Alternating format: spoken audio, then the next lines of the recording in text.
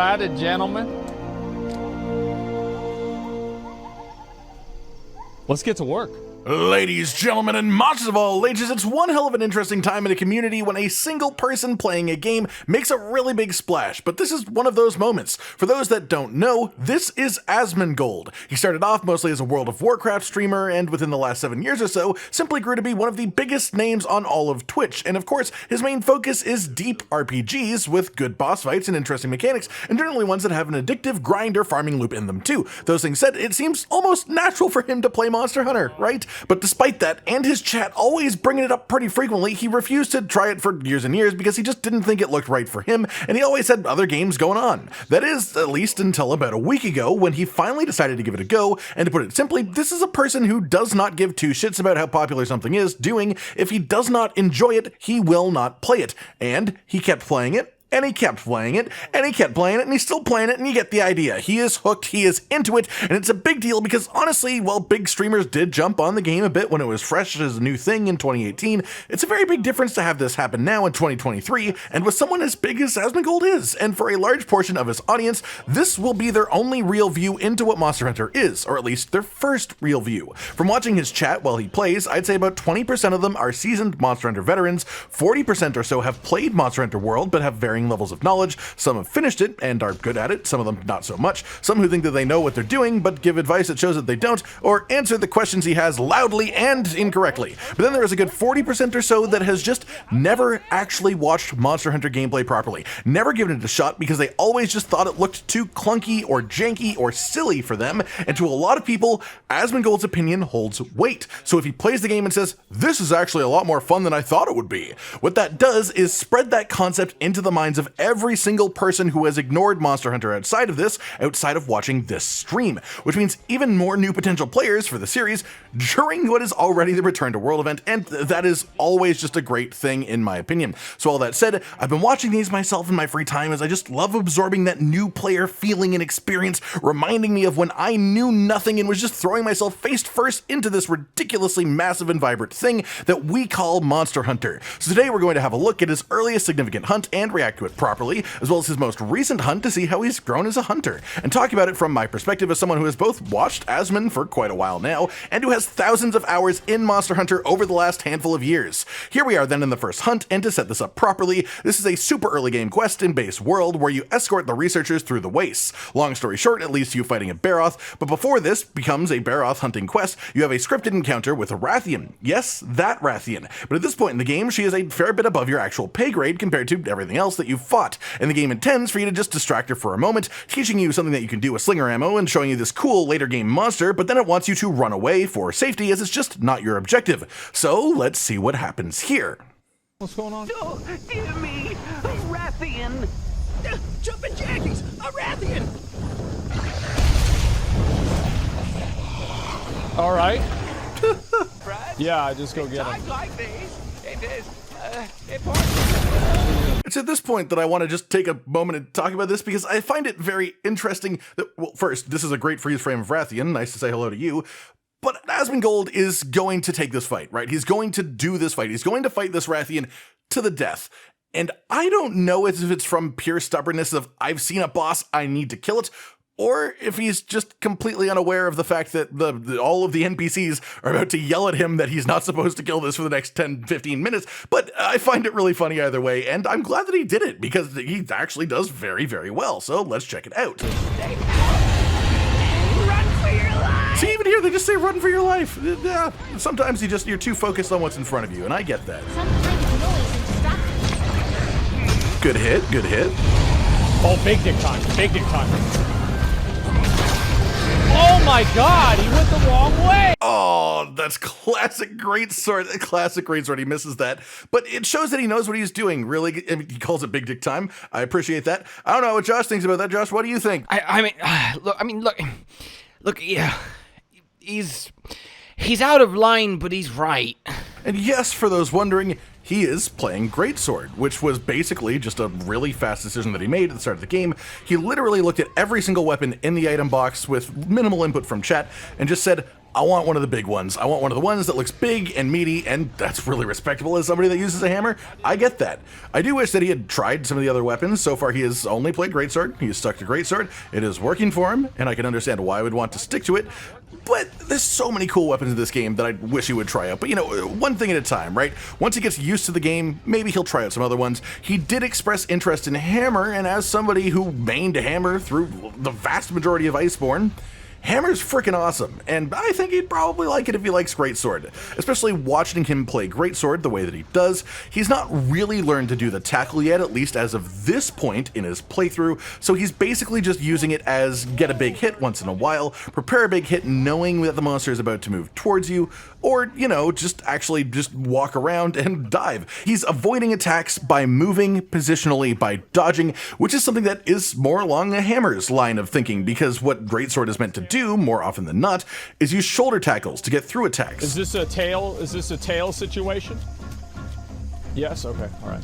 Here you just heard him ask if this is a tail situation, and more specifically what he means by that is, should I be cutting the tail? Should I be attacking the tail? And it's actually quite intuitive of him to have realized this, because as much as his chat is just spamming him with a million pieces of information, for the most part, he's not really listening to them because there's so many conflicting opinions. So the fact that he is working out the idea that this monster's in the air, the only place I can reasonably hit is the tail, is really cool. But even more than that, he realizes that the tail of this monster is very dangerous. He's been hit by it and he understands it. So what he's going to do is try and cut it off because he thinks it'll make the fight easier. It's just really good, intuitive understanding of boss fights in video games in general. Like, that's not just a Monster Hunter thing. It's not like that would only make sense to a Monster Hunter player. You see the tail's dangerous, you attack the tail because you know you can break parts in this game and it might make it easier. Here, you see him pull off this awesome true charge slash, actually, honestly, like, he looks like a seasoned hunter sometimes. This is literally his first time playing, is this one. This clip is like a good 2 hours into the actual gameplay, maybe 3 at most. And he plays like he actually has an understanding of the game. There's things that he's missing, of course. He's not incorporated the radial menu yet, though he does work that in later on. Oh, he gets hit. I do want to stop here. I find it really funny. This actually evolves through each of the streams that he does with this game, but every time he gets hit, or he gets interrupted, or he misses an attack, he just sort of swears at the monster. And I find it really funny. Here he misses a true charge because the monster takes a step forward. He's like, "Fuck you!" It's just this energy that it doesn't sound like he dislikes the game or the moment that's happening. He's just so engaged that he's genuinely upset that he missed the attack. Later on, it gets even more ridiculous. He gets more unhinged, and I just love the concept of it because it shows to me that he's into it. Sure, he may not have, you know, the nicest words to say to the monster, but he's got the spirit, you know? He's into the hunting. Oh, here we see the head break. That was a good hit. Good hit. I know the weapon's broken. Yeah, so here you see him talking about the fact that he knows the weapon's at yellow sharpness. His chat will not stop yelling at him about sharpness at any given point. And look, I get it. It's something that he needs to learn. It's something that you need to learn as a new player. But let him work it out on his own, because as we actually find out later, he realizes eventually that as his sharpness starts going down, he starts bouncing the weapon off the monster. It doesn't start working properly, and he notices this. It's something that he's capable of learning on his own, but his chat just seems intent on having him learn it as soon as possible. And here's one moment that I want to stop for, because there's been a lot of backseat gaming watching him do this. His chat just really wants to make sure he does everything absolutely perfectly the first time. And as someone who remembers what it was like to be a brand new player to this game, don't do that to people. Let them experience it for themselves. Guide them towards the correct choices. If they ask questions, answer them in an accurate way, but don't just yell at them what you think they should do without explaining why. Because if you don't know why you're doing the thing, it doesn't matter that you're doing it. You will never learn that you're supposed to do it in certain situations unless you understand it. Simple as that. Okay, where is he? I guess he's probably up here, right? I mean, like, I would kind of assume that. Let's see what kind of present Zora Magdaros has left for us. Presents? Wait. Well, why does she keep saying that? Like, because it's making me feel like I missed something. Yeah, so what you've missed here, Aspen, is the fact that this is not the quest objective. I know you were completely absorbed with the actual monster showing up and seeing it and fighting it for the first few frames, But right at the start of when that happened, they basically just said that your job was to run away. It was to distract it while the researchers got by, and then you're supposed to meet up with them. And I appreciate that he does this hunt so much, and I think it's an excellent experience for him to have. But I also think it's hilarious that he does this having no idea that he's not expected to. And that's really funny to me. Present Zora Okay, let's Magdaros go has down, left and for we're gonna us. drop down on him. Chill, bro. Chill, bro. No, you don't see me. You don't see me. I'm not here. I'm not here, bro. Like, what are you doing? Okay, so this really shows how green he really is, because he just sort of runs in a circle until he runs out of stamina, and then he has to, you know, just sit there catching his breath. And I love those types of things with a new player, because it's just one of those things that, like, you train yourself so significantly to never let happen, and it just changes the game when it doesn't anymore. So it's one of those things that you're actively constantly thinking about, but it becomes second nature, like literally breathing once you become a veteran hunter. But it's such a big part of the game that has a big effect when you don't know what you're doing. Also, this Rathian mid-mount looks absolutely hilarious. Let's move on. Oh, jump attack with a great sword. He misses it. He misses it. He doesn't know that the great sword has a little hop that happens when you attack with it mid-air, but he's got the right idea. Oh, this is a good moment. He's got a period of time. He got the flinch. That's awesome. Oh, does he know that the head comes back? He's doing the true charge. He hit that. Oh my god. Okay, he did trade for it, and he's very low, but that was like a real... Okay. All right. Oh, man. Fair enough. How did that not stun him? Yeah, I mean, things happen. I mean, okay, hold up. Well, let's just go over that section just a little bit there. Just another momentary look at that, all right? So what happens here is the Rathian gets flinched by this hit here, which is really good. That's a great hit. He follows that up. He doesn't know that it's going to come back, but he's just going to finish the combo because he thinks it might hit. It might just be an unconscious thing that he's realized his attack works this way, but he's expressed since this happens that he didn't know it worked this way. So what happens here, he gets that, he's in the true charge, the Rathian comes back out of the clutch claw me now, please daddy, face it does, and it takes this true charge right to the face, but because he used the flinch to get the true charge, the flinch has already happened, and thus the true charge will not get a flinch. What that means is that he has to trade to get this true charge off. So he takes his fireball right to the face. Now he is super low health. He is on fire. Is he on fire? He's not even on fire. He's lucky he's not on fire. That would have been certain death. But now he's in this corner. His camera's stuck. One thing that I've seen from watching him play this is he doesn't quite get the hang of how to turn the camera around when he's like against a wall or anything. But that comes with time. That comes with practice. It's not something you just know automatically, because most games won't make you move the camera to not have your face in a wall. But this happens, he gets stuck, and then it's just this tiny little bite from off his screen that he cannot see, finishing him off. And that's his first death to the Rathian, which is honestly pretty well done. He got the tail, he got the head break, he got a lot of damage in before he had his first cart against something that is quite a bit above his pay grade. Okay, let me go back. Let's see what kind of present Zora Magdaros has left for Jesus, us. shut the fuck up. Look, it's a meme that people hate the handler, and I can understand. I feel like he's immediately going on the road to hating the handler, not because of anything that she does in the story, but just because he's choosing to fight this Rathian, and literally every 30 seconds that it's happening, the handler is talking to him, and he's getting increasingly more annoyed with it. This seems like a place where you fight a boss. Yes, it is. Oh, I need mushrooms anyway. Oh, I want to talk about this. I think this is really funny. There was a misunderstanding that happened early on in Asmon's time with this game, where his chat told him that doing the field research bounties are like the most important fucking thing in the world. They told him he had to get them and he had to do them. And I don't know if it was just the people that were saying it were a little bit too vocal about it, or if he just misunderstood what they actually were. But he has this thing where he has to finish all of his bounties before he completes a quest. And I just find it so funny. Like, he's there to kill a monster, and he's there like, I need to collect 8 honey, 6 mushrooms, and gather 5 ore nodes before I finish this creature off, or else I won't be able to go back. It's just one of those things where it's the quirks of Monster Hunter new player stuff, right? Because Monster Hunter does not do the best at telling you things in an actual piecemeal fashion. It just sort of throws all of the information at you in one go without being overly descriptive by it, and it just makes it really hard to latch onto if you don't understand it. And this is just one of the little quirks of his playthrough that I thought is funny so far.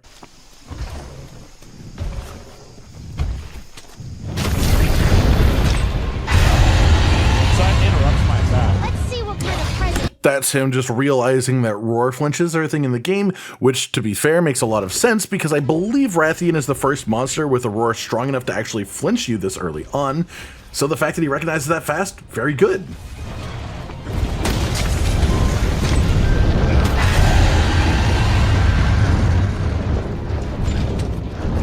That was a mistake.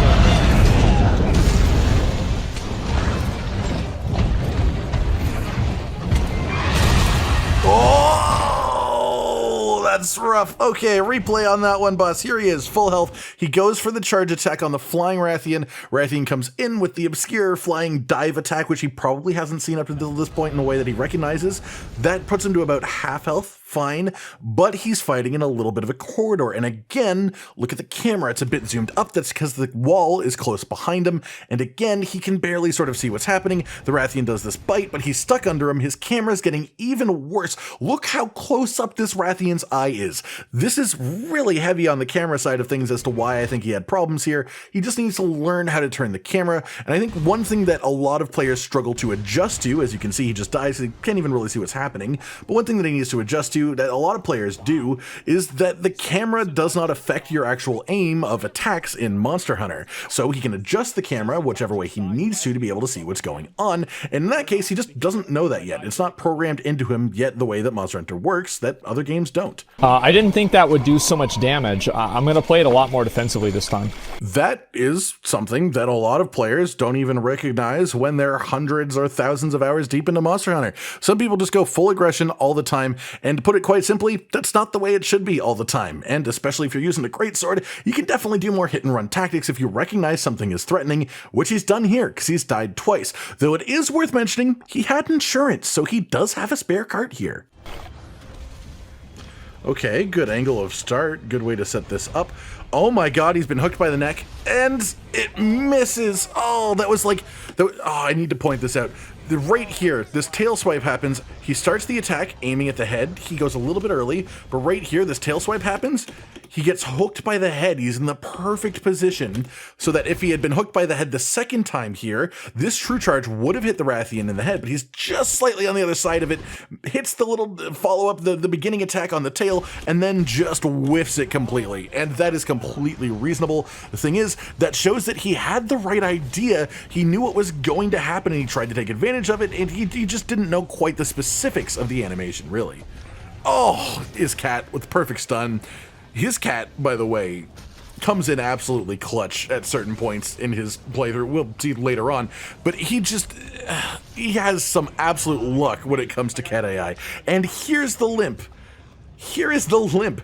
We haven't been watching him hunt it for too long, and yes, they did nerf the HP of base world monsters of low rank and high rank by like 50% when Iceborne came out, so it does have lowered health, but it is still a significant bump up from everything else he's fought up to this point, which has also been equivalently nerfed, because this is significantly buffed compared to those just as a monster.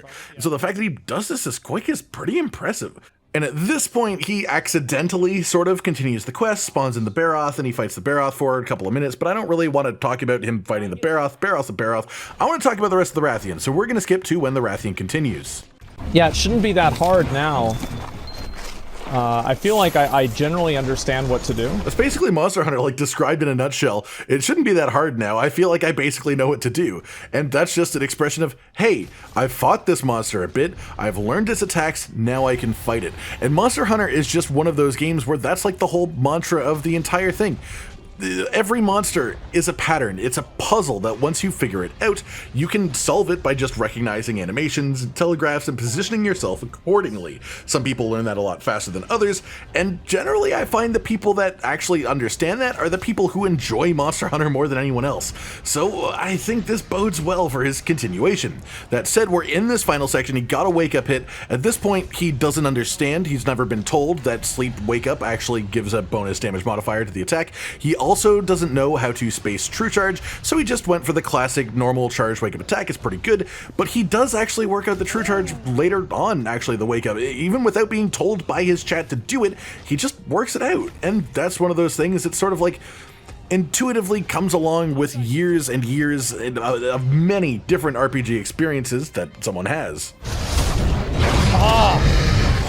Oh, Oh my god, oh my god. Okay, okay, I didn't even notice this before. Okay, right here, look at his health. Look at his health. He's got 3/4 health, right? Here comes the cat. Not even his cat. Not even his cat. The random bonus cat that he picked up somewhere along the way when he got lost on the map. This A-lister Palico comes up with this Vigor Wasp. Watch his health. Heal hits right here. He's at full health. Look how much damage he takes. The amount of health he has left is less than the amount that was missing before he was healed by that cat. He just got the hunt, the entire hunt saved by this freaking cat. It's not even his cat. It's just some random cat. Just completely saved his life on the third cart. Yes, he had insurance, but it's still the third cart. It still matters a hell of a lot. This guy is 3 hours into the first time playing Monster Hunter. Oh my god. Okay, I say that. He's stunned on low health anyways. And, oh my, what the fuck? You can't. Oh my god. Again, this isn't even his cat. This is a random cat he found while getting lost on this map. So he's stunned. The Palico takes the fireball, makes it explode 3 feet ahead of where it would have if it hit him, and instead of killing him, because that would have finished him off, it doesn't. So that Palico has now saved his life twice in the span of about 15 seconds in the nest of this Rathian fight.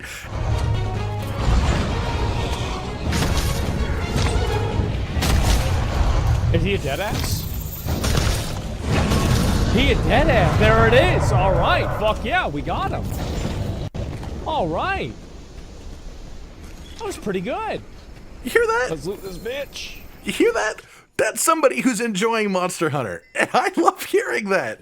Okay, everyone, that's the first hunt with a great sword, 2-3 hours in.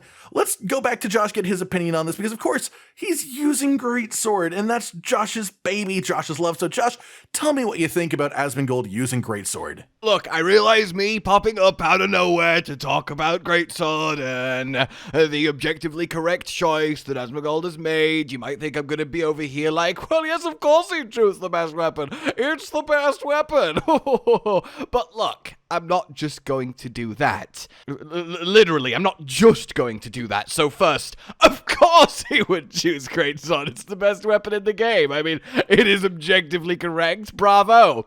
But secondly, I do think it's an excellent choice because there aren't many weapons that put the focus on the monster like Greatsword. In fact, none of them. It is the most moveset monster learning requirement of all the weapons, while having a fairly simple, straightforward, easy to grasp moveset that lets you, well, do said learning. So for a completely new player, as much as it's easy to recommend Sword and Shield and the like, Greatsword does give you a starting point. You get big fancy numbers, you get to hit hard with the true charge, and then you can just understand why you're getting hit and when is the right time to hit in a fairly comfortable environment. So yeah, again, objectively, the best choice. Right, got it. So you're intimidated that he's going to become better than you extremely quickly, and you're worried you're going to lose your spot.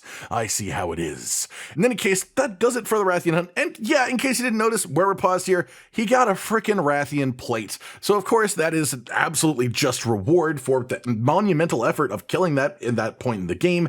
And, well, he did an extremely good job. I think I did a pretty good job of getting my thoughts across, but he just actually looks like he has a decent handle on the game this early on. Of course, there's a lot of basic things he still needs to learn. He doesn't really have any concept of how to use the slinger in any meaningful way. He's never used the clutch claw even once, but that's fine because he's in base world. Even if he has access to the clutch claw, that doesn't mean he has to use it. And let's be honest, the longer he can go without using it, the less it will annoy him, because clutch claw does sort of get that way eventually. We gotta just accept that. In any case, now we're going to move on from this. This was one of his earliest hunts, and we're going to go to the most recent one that he's done as of this point and talk about how he's grown, how he's progressed, and how he's actually becoming quite impressive on his way into high rank here. And here we go. I know we said we'd look at his most recent hunt. This is technically his second most recent hunt, but I figured it was the right milestone to check in on here, as here we have his first proper Elder Dragon hunt with everyone's favorite spiky hedgehog, Nergigante. As of this point, he started farming for gear a bit off stream. He's finally learned about charms.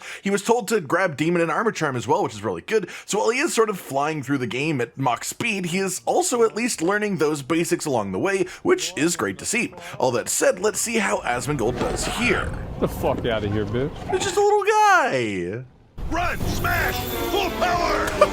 I love the Admiral there. He just doesn't even know what to tell you to do. He's just like, walk away, fucking smash something, full power, but also run. I don't know what I want you to do.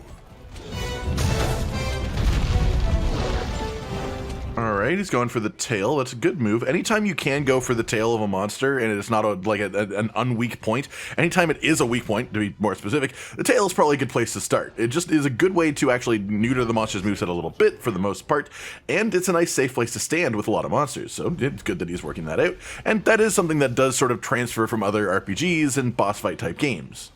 Okay. Got him. Ooh, a mount. Oh, this Nergi's getting some spikes on. I don't think he has any idea what spikes are. By the way, Asmongold knows how to mount. He learned that pretty early. He did mess up his first one or two, but he actually worked it out pretty quickly, which is nice to see, especially as he sort of doesn't really read what the buttons do in the top right, so he just sort of had to work it out, you know, the hard way. You're not gonna do anything, idiot. Well, what he is going to do is grow some black spikes, but you won't know why that's a problem until later. See here, I assume he's going to go for the head because he thinks it's a good place to do so. And the black spikes, yep. Oh, he got the tip of the snout. Oh, he is getting so lucky with those tip of the snout hits because he would have done absolutely no damage there otherwise. Back to the tail, that's the spot. Get that tail, break those spikes. I wonder if he's going to be able to break the spikes on the... Never mind. Okay, I was going to say I wonder if he's going to be able to break the spikes on the tail and work out that actual mechanic, but they just went black, so that's not going to happen easily. It's worth noting as well that his skills are actually pretty decent at this point, and it's not even really with chat's help, because chat is giving him all kinds of information. Half of his chat thinks that earplugs are mandatory, and the other half thinks that he should run the game naked, so that should give you a reasonably good interpretation of how helpful his chat is being as far as his armor set. But he's got like 3 attack boosts, he's got 2 health boosts, which is really good to have this early, and he got sort of lucky. Remember that Rathian he killed earlier? He got the Rathian plate, which is one of the required crafting materials for the health boost charm, which is what he's running. So that luck that he got earlier has been transferred directly into actual power gain now because he made the decisions he did early on, which is really cool to actually see have an effect later on, and I really like that we get to see the progression of that personally. Oh, the dive bomb! He just avoids it. Oh, no, he doesn't! Oh, the tip of the wing got him. That does so much damage. If he didn't have health boost, he would be dead. That was genuinely his health boost saving his life, or he would have been one shot by the dive bomb. Now Nergi's leaving. Yeah. Like he won't even know how lucky he got. Well, not even lucky, because he did do the health boost on purpose, but he won't even know how close he got to dying there. We're gonna do blue on his head as much as I can at the beginning.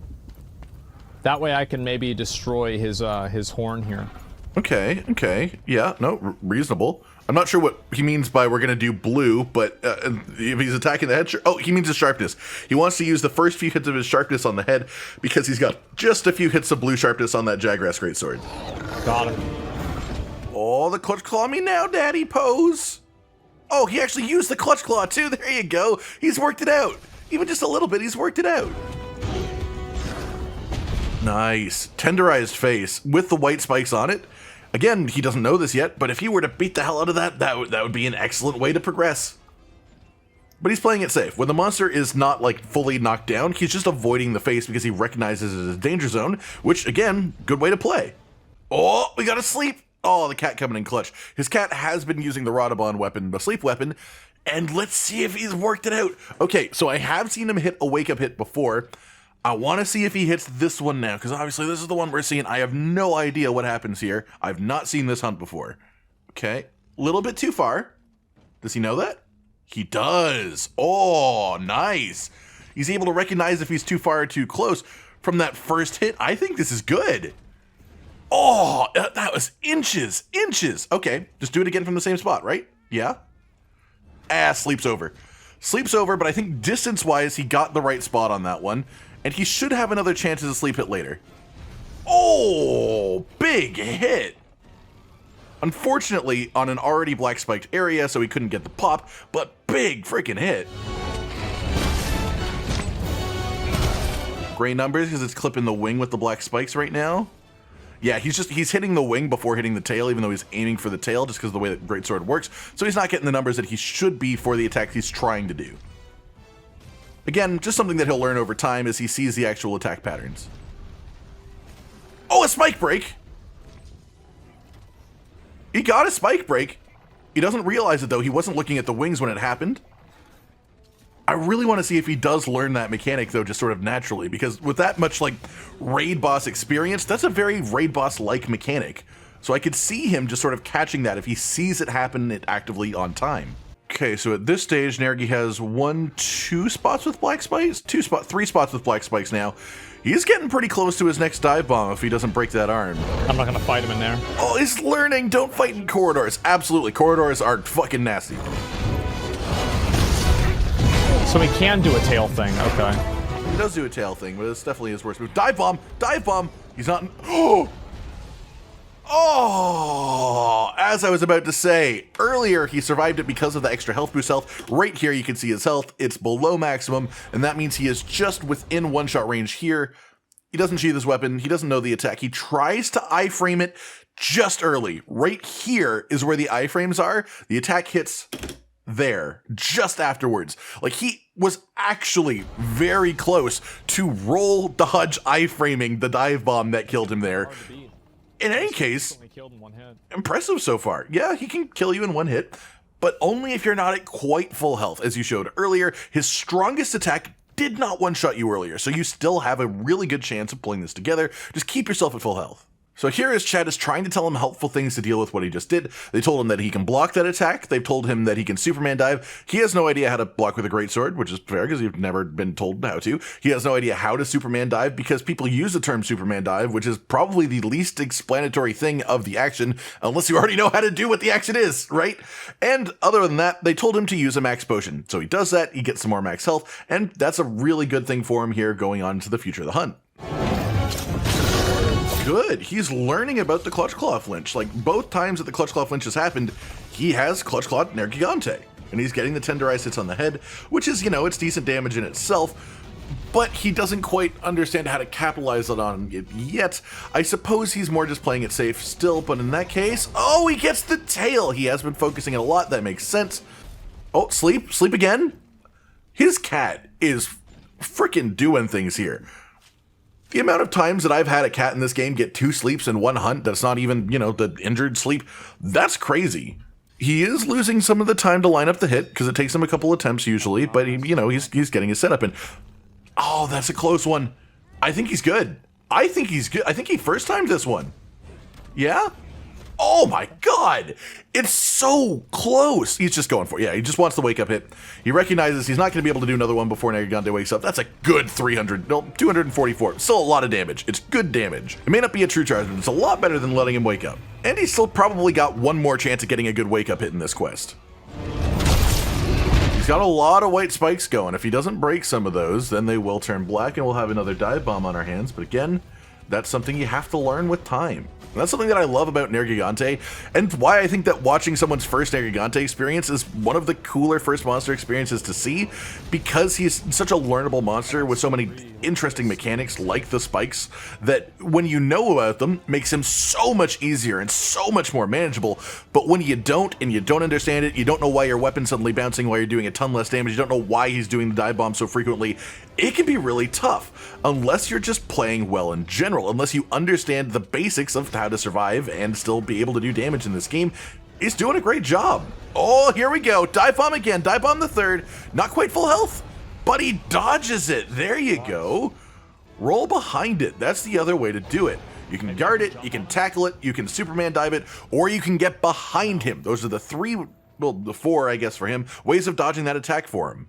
Here we're in the 2 giant droppy crystal zones. He does not know about the crystal drops yet. His chat is goddamn trying to make sure he does, but he's not just going to listen to the chat in the middle of the hunt. I absolutely am glad that he doesn't, because backseating isn't fun for anyone. It can help you learn a game faster, but what it doesn't do is help you enjoy the game. So I'm glad he's just focusing on the hunt in front of him.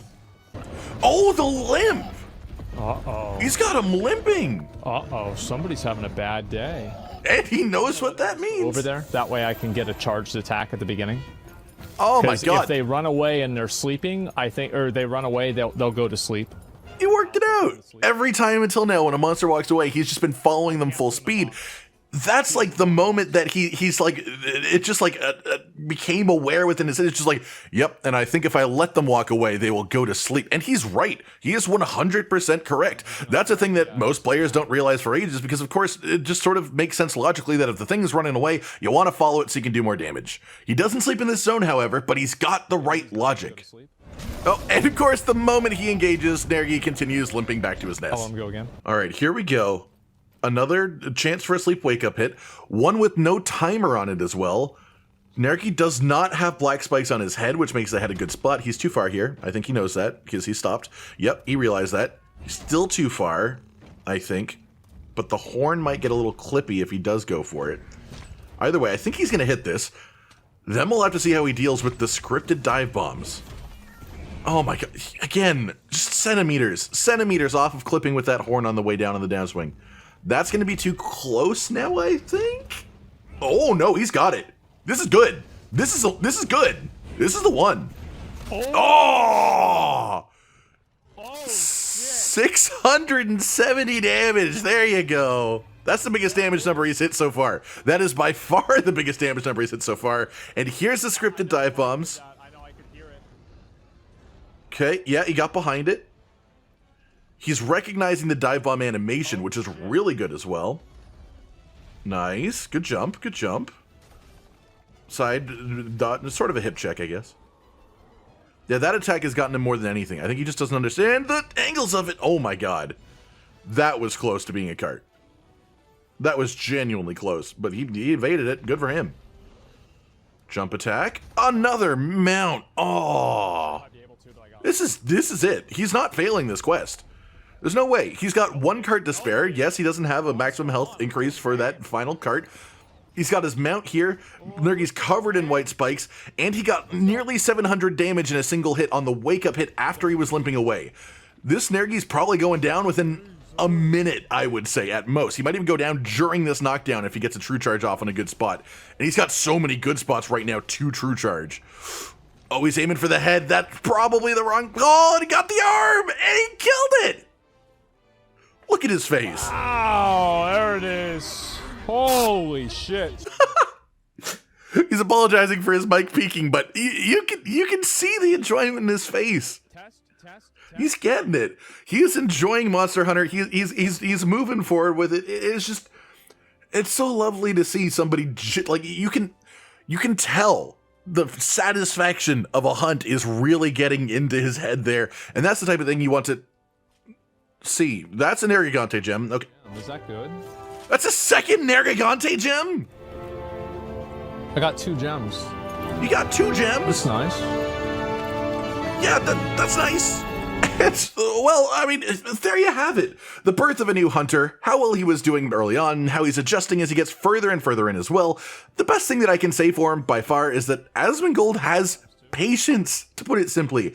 Most people, especially new hunters, just want to constantly hit the monster, and they don't know how to adjust if they start dying. But even with damage numbers on screen dictating what is and isn't effective offensively, Asmon is happy to just get in a tiny hit here or there while avoiding the attacks. He's playing a smart game of working towards a slightly longer but safer victory for the most part, with some exceptions, of course, where it's big dick time. But he just has a good sense of where he needs to treat a monster with respect. His actual utilization of Greatsword conceptually is pretty good, working around hit and run tactics outside of larger openings for true charge, but yeah, he does need to work in some more of the moveset itself, as he doesn't really have any idea how to use shoulder tackle in a purposeful way, which could of course expand his horizons greatly, or even just blocking with the Greatsword sometimes. All in all, he's doing really great. It's awesome to experience that new player feeling through someone else, especially being someone myself who people saw my own first time playing Monster Hunter. It really reminds me of the past, and even though he swears at the monsters constantly, he calls out things he thinks are really bad, like the Smithy UI as a great example. You can still see in his face and hear it in his voice when he is fighting and killing monsters that he's genuinely enjoying his time with this game, and that's so fantastic to see. As of this point, now he also owns Iceborne, so presumably he will continue through and play that too, which is great in itself, because as much as progressing through base world is really fun, they did make it a fair bit easier to do so when Iceborne was released, so it'll be fun to see how he feels about Iceborne, as that is a bit more of a realistic painting of the long-term feeling of the game, especially with Clutch Claw involved now. Really, though, I enjoyed watching this. I enjoy watching his experience in general, and I hope he keeps playing because it's just good to see more people actually enjoying Monster Hunter, especially ones who have never given it a proper chance before. And that's it for today, everyone. I hope you've enjoyed this little bit of a reaction type thing, and of course, go check out Asmongold's channel yourself if you want to watch his experiences live. Like if you liked the video, subscribe with the notification bell for more, and most importantly, ladies and gentlemen, until next time, stay sweet. Josh, Cotton, and Hollow with the videos, dropping the humor like a hammer on your tippy toes, bringing entertainment on a daily arrangement to take our insanity and turn it into entertainment. Yes, I said entertainment twice, to reiterate that it is nice to look into your faces on a mostly daily basis when you let us in your homes to make the whole world a stage. Goodbye.